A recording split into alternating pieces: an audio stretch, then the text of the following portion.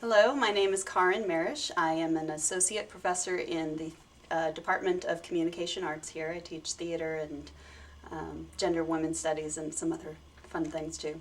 The book that I'm going to read from it's my copy from when I was a little girl, Judy Blume's book, Are You There, God? It's Me, Margaret.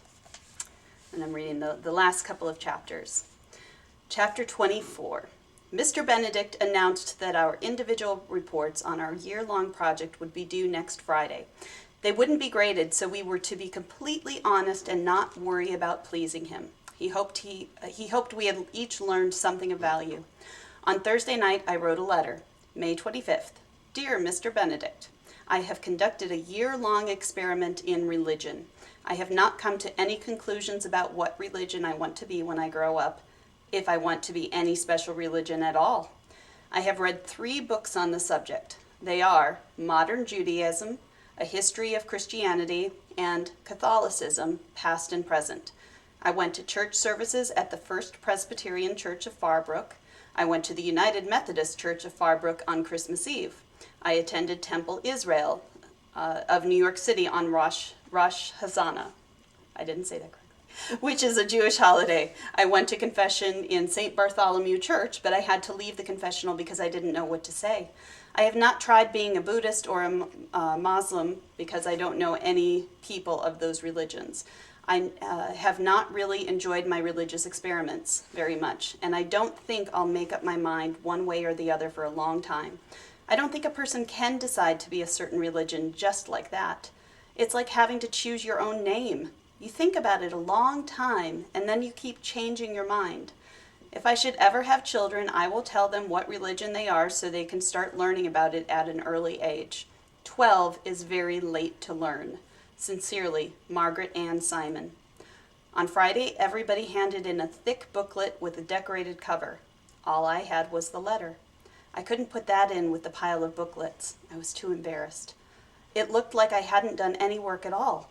When the bell rang, I sat at my desk while everyone else filled out the room. When Mr. Benedict looked up, he said, "Yes, Margaret?" I walked to his desk with my letter. "I didn't hand in a booklet," I said. "Oh? I wrote you a letter instead." I handed it to him, then stood there while he read it. "I really tried, Mr. Benedict. I'm sorry. I wanted to do better." I knew I was going to cry. I couldn't say anything else, so I ran out of the classroom. I got to the girls' room before the tears came. I could still hear Mr. Benedict calling, "Margaret, Margaret!" I didn't pay any attention. I splashed cold water on my face. Then I walked home slowly by myself. What was wrong with me anyway? When I was 11, I hardly ever cried. Now anything and everything could start me bawling. I wanted to talk it over with God, but I wasn't about to let him know that, even though I missed him. Chapter 25. On June 27th, the PTA gave us a farewell party in the gym, and none of the 6th grade girls wore socks. I wore my first pair of sheer stockings and got my first run in them on 1 hour later.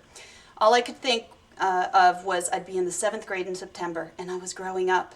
My mind knew it, even if my body didn't. The party in the gym was a lot like the Thanksgiving square dance. Mrs. Wheeler and Mrs. Fishbein were chaperones, but this time they were dressed in regular clothes. Our class presented Mr. Benedict with a pair of silver cufflinks that Gretchen's mother had gotten wholesale.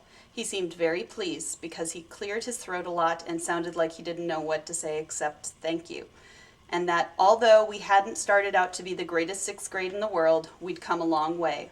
And thanks to us, next year he'd be an experienced teacher, very experienced. Then we all laughed and some of the girls cried, but I didn't.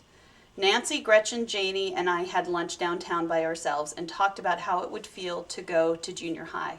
Janie was afraid she wouldn't be able to find her way around and she'd get lost. Gretchen said probably the teachers would all be mean, and Nancy said suppose we weren't in any classes together.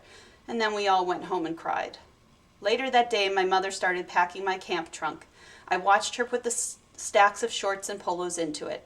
Then I heard the lawnmower. Moose was back. First I got excited about seeing him, and then I got mad, thinking about Laura and those stories he helped spread around. I ran downstairs and outside and yelled, "Hey, Moose!" He didn't hear me because the mower made too much noise, So I ran over to where he was cutting, and I stood right in his way so he'd have to notice me, and I shouted again, "Hey, Moose!" He shut off the mower. "You're in my way," he said. "I want to tell you something," I said. "Go ahead." I put my hands on my hips.